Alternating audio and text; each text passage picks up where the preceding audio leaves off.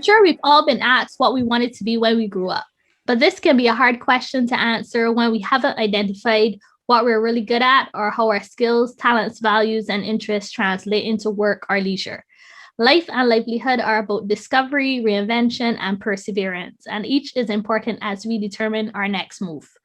Today on Shak, we have Tiffany Jones, who is the managing director of the Job Connect, which is a human resource and career consultancy firm. Through her company, she was able to launch the island's first national diverse career mentorship program, and she also creates multiple avenues that successfully assist aspiring HR professionals to gain experience. Tiffany is an internationally trained human resources professional with a bachelor's in social work and an MBA in human resources. She is passionate about helping people succeed where they can achieve their dreams while adding value to others. Welcome, Tiffany, and thanks for joining me today. Thank you for having me. Really happy to be here, actually. Great. So much has changed so quickly in the last 12 months. So maybe we can start with what you think the future of work looks like. Is it work from home, digital literacy, gig economy, all kinds of things we've been bombarded with in the last 12 months or so?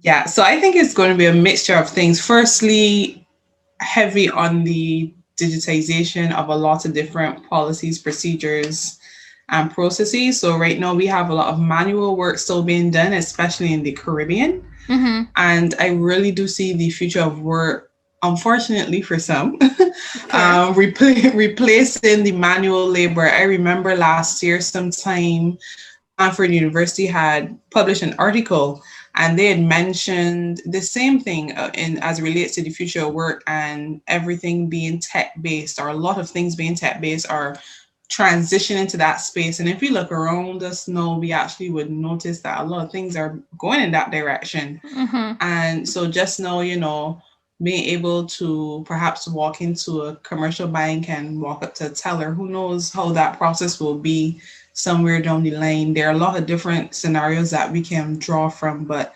definitely an increase in use of technology and artificial intelligence. Mm-hmm. I would love to say in the Caribbean work from home. I would love to say that, but I feel like I know better.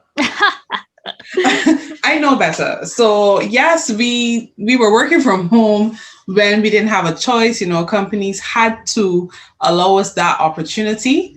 But then, if you're being honest with yourself and you look around, when the island, this is Barbados particularly, started to reopen, we noticed that a lot of people unfortunately had to go back into the physical workspace. Yes. So while I would absolutely love to say that would be the future, I don't see it being the future. Not in my mind right now. No. Not in the short term. No. Maybe quite a few years later, perhaps, but I think that is something new for us. And unfortunately, we do have a lot of companies, a lot of managers that like to see people in their seat. So yes, that is true. Yeah. Do you think in some ways we've moved away from job security, if there was ever such a thing? Have we it almost feels like we're not sure how things are going to go, that before you could work in a company for 20 years. No, I don't think either the employer or the employer really expects that anymore. Yeah, so I would say we had job security way back. So, you get a good government job. Yes. And you stay in government for years. Maybe you transition in and out of certain departments, but you're not leaving government. No, those days have definitely changed. So we've moved away from people celebrating 40 and 50 years in a company to our younger professionals, spending maybe a max of 5 years, perhaps. If you're in the audit industry, you maybe only want to spend 2 to 3 years. Definitely. It really depends on the industry you're in, but there's no such thing as job security. Not like one thing. Yeah. So what I always advise people to do is make sure that they are an individual that is employable, because God forbid, you never know what's going to happen, but you want to make sure that you put yourself in a position that you are attractive on the job market. So you're not just going to be working in this company and you're not doing anything as it relates to personal or professional development, and then something happens, you have to put yourself back out there, but you're competing with people who were aggressive, and so they were always doing the certification, or they were making sure that they developed and honed certain skills. You don't want to be the person that has to fight extra hard to compete against those type of professionals. Yeah. So definitely remembering there's no such thing as job security, and COVID taught us that for those Oh, who weren't sure. yes, yes, yes. Yeah, COVID was definitely a big life lesson for a lot of people, and a rude awakening too. It's true. So, as I mentioned, the changes have been, fast and furious, that kind of thing. As you mentioned, digitization and that kind of thing. All the changes sometimes create what I would call career anxiety. As people have to contemplate learning new things and taking on new roles, how can we navigate that kind of anxiety? Stepping out into a bit of the unknown. Honestly, you have to think about what you want out of life, what you want your future to look like, and then just do what you have to do. I know perhaps you wanted like a really philosophical response, but just keeping it 100% real, just do what you have to do. That is the reality. Take the Fair moments enough. that you need to, have that anxiety, to be nervous, to be unsure. But then when that season has passed, just get to work, Fair because enough. your competition is already working. And when I say your competition, I mean the people that you are going to be competing against on the job market. They're doing Yeah. what they have to do. You don't want to be left behind. Fair But enough. it's not to say though that there's something wrong with having that anxiety, because for some it's a natural part of the process. But firstly, maybe identifying why you're anxious, why Mm-hmm. that's prolonging, and then trying to work on that. And if it means talking to somebody, so be it. Okay, fair enough. To my mind, people tend to fall into like two camps. There are those who decide on a career and pursue it feverishly, and then those who kind of fall into careers. In either of these scenarios, it is possible to make the right or the wrong choice. Do you think like self awareness is important in choosing and building a career? Absolutely. Yeah, 100%. You can't really fulfill your purpose in life. You can't really experience your true and full potential if you aren't self aware. And if you are not self aware, you'll find yourself wasting a lot of time doing things that are not going to serve you and not going to make you happy, are Mm-hmm. not going to give you the results and what you want out of life. So, even in coaching my clients, I always advise people, make sure that you're sure about what you want, make sure that you understand who you really are. And this is something that will take time. So we are in our own heads and in our own spaces. We live with ourselves every day, 24/7. Mm-hmm. But that doesn't mean that we really truly know who we are. This is something Yeah, that takes introspection. this is true. Yeah. So definitely, so questions like, what do I enjoy doing? What makes me feel fulfilled? What makes me motivated? How do I feel when I've completed a particular project? How does that make me feel? What makes me feel like I am driven? What gives me a feeling of purpose and passion? What do I like? What do I not like? Yeah. Questions like these can definitely help you to identify who you are. And this helps you because you can then, transition into a career that is really for you. Mm-hmm. Choose friendships, relationships that serve you. It has so much potential to blossom into something really beautiful, and most importantly, a happy and a better version of who you are. Yeah. So, you raised some good points there in terms of some of the questions we need to ask ourselves with regard to self-awareness. But I also want to ask you about personality tests. Is this something that Mhm. you would recommend? There's Myers-Briggs, there's, this assessment, those kinds of things. Do you find those are useful on this journey of self-awareness and in career building? They can be. So, taking a step back, I'll look at it from two perspectives. So, you have the recruiter, who is most likely than not going to be using some of these same assessments, right, Mm-hmm. on candidates as they go through the recruitment process. Now, it definitely has a purpose and can certainly help us as recruiters to further narrow down or further shortlist our prospects. Yeah. What I would say is that it's going to be very useful and important to appropriately interpret the results of the test, Okay. right? So that you are able to make a good decision. Mm-hmm. Now, on the end of the job seeker, there are tests that you can access online that are free to you Yeah. that can help you identify your purpose, and become a bit more self aware, as we were just discussing. So, I think there's a website, 123careertest.com, that is free, and they have a lot of different tests there. I think maybe over 100 different personality and psychometric tests. Yeah. So it gives you the opportunity to practice a bit. Although I don't know if you can ever really practice for a real test, but it gives you the opportunity to practice a bit and also to be on that path of self-discovery. Yeah, and I guess you become a little bit more familiar with what the questions that, you might encounter if someone gives it to you. Yeah. Correct. So 123test.com, I think is the name of the website. Okay, cool. So I know you've launched, the career mentorship initiative. Why would you say it's important in your career development to kind of have a mentor?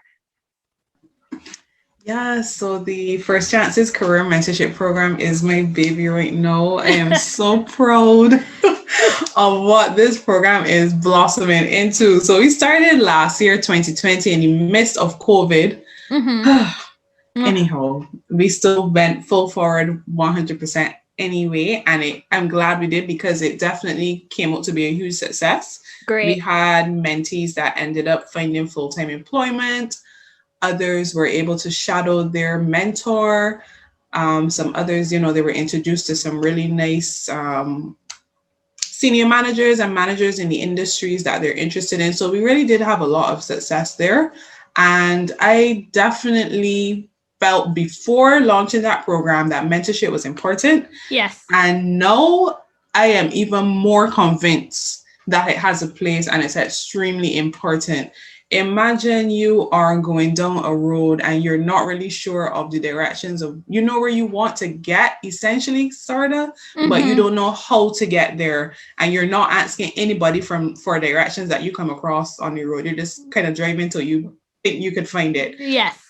I attribute your career path to something similar. So, you want to get into marketing, you want to get into medicine, but you're not quite sure how to get there, but you decide you're going to, struggle and figure this thing out on your own. You're not going to approach somebody for help. I want people to see mentorship as help, guidance, direction, somebody that can help navigate a path for you and provide the support that is necessary. Mentorship will never not be something that I wouldn't recommend. It will never not be important. Having that person that has your back, an individual that wants to see you succeed, wants to see you get the most and the best out of life, that is just a beautiful thing. Honestly, somebody that you can tap into and say, hey, I have an interview tomorrow. Any tips? Can we do a mock interview? Can you look at my resume? Want to submit an application to this job? Can you submit my application to your manager in case you have vacancies? Having that support system is really crucial. And with our mentorship program, we are very diverse in that age is just a number, literally. So from the youngest, from 20 years old until many different career industries, from HR to marketing to renewable energy to entrepreneurship. We provide as much as possible a well-balanced program, and I've definitely seen the results of mentorship coming out here, and I 100% recommend it. And you can use platforms like LinkedIn and even your personal networks to connect you with other people that might be interested in mentoring you. You talked about, the benefits for the mentee, and I agree with you wholeheartedly. But do you think it's beneficial for both persons? What about, what are your views on the benefits to mentor as well?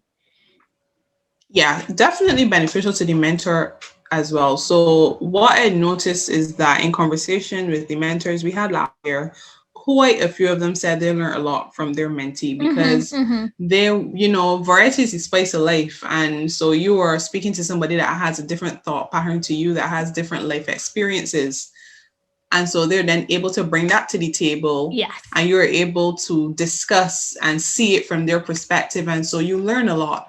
And I thought that was really beautiful too, because as you did mention, there's a lot of emphasis on the mentee and the value that they will gain, not realizing that they also have value to add to their mentor. It's true. Yeah, definitely. And you did mention about networking. I heard someone say, your network is your net worth. I thought that was interesting. So much like mentorship, how important is networking in reaching our career aspirations? So I did a webinar for the Human Resource Management Association of Barbados last week. Mm-hmm. And in that session, I mentioned to the attendees that in doing some research, I came across some statistics, and one of them mentioned that 60% of jobs are filled through networking. Yeah. No, that's more than half of the job market. That's a really big number. And it Mm-hmm. means that you have to be able to tap into the hidden market, the hidden job market, because that's where the networking comes in. So you're going to have a case where, or we already have a case where there are tons of jobs available, but you just don't hear about them Yeah, because yeah. you don't know the right people. Yes. So networking definitely impacts your net worth. I definitely agree with that. Mm-hmm. And being able to navigate a platform or a space like LinkedIn to find people that you can build relationships with. And I emphasize build relationships because you're not just going to slide in somebody's inbox and say, hey, I'm looking for a job. Like, no, you're not doing that. It's true. We have to build relationships. Yes, yes, Exactly. yes, Like yes. people, we always want to jump to like the finish line. We don't ever Yes, want to take the full yes. course. I It's agree with a you. yeah, it's a process. It really is a process. So just don't go in people's inboxes and ask for work right off the bat because it's like, okay, who are you again? Why would Exactly. I want to help you? So building relationships and focusing on the value too, again, going back to the mentorship that you can also add to that person Yes. because that helps you to stand out as well. But yeah, networking is going to be crucial. And there are different events you can attend, even though in this virtual space that we're in, you have LinkedIn Local Caribbean. Mm-hmm. It's free. It's on Zoom the last Thursday of every month, I believe. Rotaract is always hosting a virtual event like JCA Barbados, JCA Caribbean, always hosting something. So there's so many opportunities to learn, to meet people, and you never know where those relationships can go. Like you would be surprised. Speaking from Yes. experience and the experience of my clients, relationships definitely can have a positive and lasting impact, not just on your career life, but your personal life as well. Yeah. And I guess, well, I mean, I agree with all of that, but do you find it's an easy skill for people to develop? Because I think of networking as a skill, and sometimes the introverts and the wallflowers kind of have a difficult time with all of that. Right. So, Yeah, I agree with you. It can be difficult and it definitely is a skill for sure. There are some people that have the gift of gab. They can talk mm-hmm. really well, like, and especially with people that they've just met, they don't appear to be nervous, etc. And then there are others, like you mentioned, the wallflower who are just going to kind of go in their corner. Yes. And unless somebody approaches them, they're not really going to meet anybody new. Um, Exactly. what I would say is definitely to firstly take advantage of this virtual space because you could be on LinkedIn local networking with somebody, and I mean, not saying it's 100% right, but your camera could be off. So like, Yes, yes. you're on the computer in the comfort of your home, just talking to somebody as though you were on the phone, right? So take Yes. advantage of this space now before everything goes back to in person, if we ever get back there. Fair enough. But outside of that, again, going back to identifying why you make me nervous and remembering too that the people that you're speaking to are also nervous, right? They're True, just true. putting their best foot forward and faking it till they make it, essentially. Eyes on the prize. That's what I would tell you. Eyes on the prize. And it will get easier as you continue to put yourself in a position to network with people. If you only go to an event maybe once a year, twice Yeah. every year, you're always going to be shy because you're not putting yourself in a position to have to constantly do this thing. So there's no practice. And Yes. as we know, practice and consistency brings perfection. Yes. So, following off from that, sometimes we do all the right things, where we think we network, we found ourselves a mentor, all these things, but we still carry a lot of doubt. Do you have any advice for imposter syndrome, which seems to disproportionately affect women? Yeah, it's a real thing, and it really is unfortunate because what I find persons that suffer from this are usually really bright sparks. Mm-hmm. People that have a lot of value to add. Meanwhile, people who necessarily may not be as much a bright spark, but are consistent and, they're confident, Confident, yeah. yeah, they tend to get the opportunities. What I will say again, back to self discovery and understanding who you are, the value that you bring. And personally, I would say, because there are a lot of different things that you could do. Something I have noticed that works for me, and I've started to recommend it to clients as well, some good old affirmations. Every day on your mirror, the back of your bedroom door, your bed head, wherever you can see it, your bathroom mirror. Remind yourself daily and constantly of who you are, who you are, what you can accomplish. Yes. Just, by putting yourself out there, by believing, because mindset is important. Yeah, especially for something like this, your mindset is going to be key. Yeah. So putting yourself in a frame of mind to know that you are valuable, all the things that are out there for you, that you are worthy of those things. And also making sure that you surround yourself with people that will feed into the positive aspect and not, give you further reason to feel as though you're not enough or what you have is not for you. Yes. Okay. As if building a career isn't stressful enough, what about when we discover we no longer love something that we're doing and we want to make a shift? What do we do when we want to switch careers? Hey, okay, firstly, make sure that you actually want to switch careers and you just don't want to switch the company. Fair enough. I hear you. That's a fair point. Trust me, I am realizing more and more that sometimes people don't necessarily not like what they do. They just don't like where they're working. So that will be my first thing. And secondly, there's nothing wrong with transitioning into a new career. What I would say is to identify the commonalities between where you are and where you want to go. So for example, if you're in human resources and you want to get into marketing, what are the current skills that you have as a HR professional that you can use to transition into marketing? And also, what are some of the transferable experience? So for example, in HR, we have to plan events depending on the area of HR that you're working in the company. You may have to plan events. And of course, depending again on the area of marketing, you may also have to do that. So that's something that you can use as transferable experience and a transferable skill set. You have to interview candidates as an HR professional, and similarly as a marketing professional, depending on the industry, you may have to do the same. So what are the common skills and experience? And then how can I leverage that and accurately portray myself as best as possible to a potential recruiter so that I appear as well-rounded and directly targeted to what they are looking for. Okay. I would also recommend, of course, upskilling. It's going to be important. You're not going to know everything because you're transitioning. And so, making sure that you gain the necessary skills, whether that is through formal or informal education. There's Coursera, there's Allison.com. We all know about UWI, BCC, BIMAP, Open Campus. Make sure that you make yourself as marketable as possible because you're starting on a new journey. And one thing I also would want to say, I have witnessed from the youngest to the oldest transition in careers. And I know there are a lot of older persons that are sometimes hesitant to do it. It's not necessarily impossible, but you need to have a plan.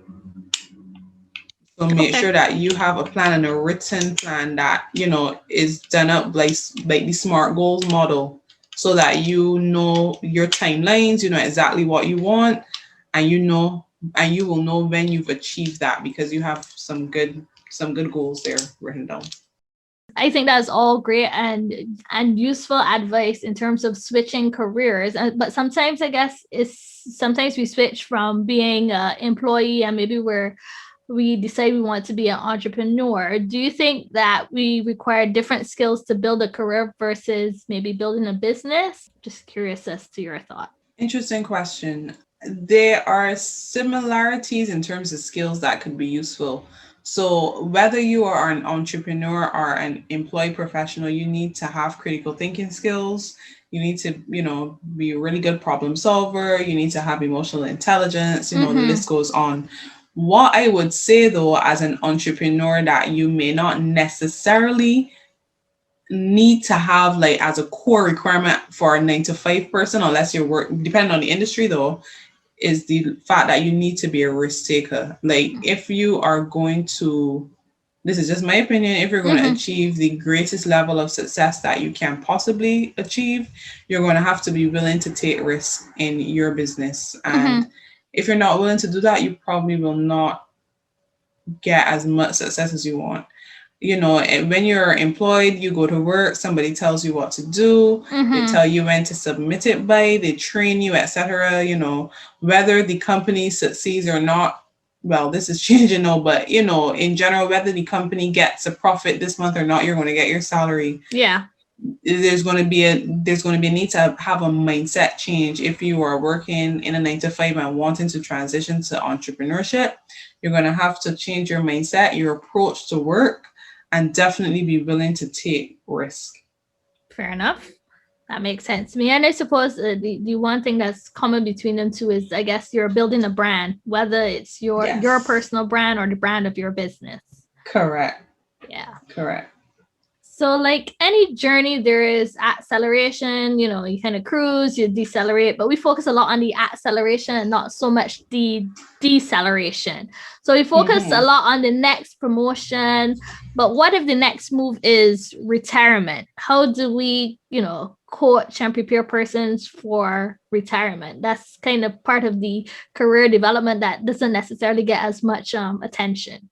Yeah, this is another very interesting question. So, of course, we know the importance of planning financially, Mm-hmm. right? Making sure that you're not just waking up one day at 67 or 68 and you're like, yeah, it's time to retire, and you have no idea how much your NAS and your other investments are Mm-hmm. likely to be, how you're going to pay these bills now that you're on a reduced salary, etc. So there's that, right?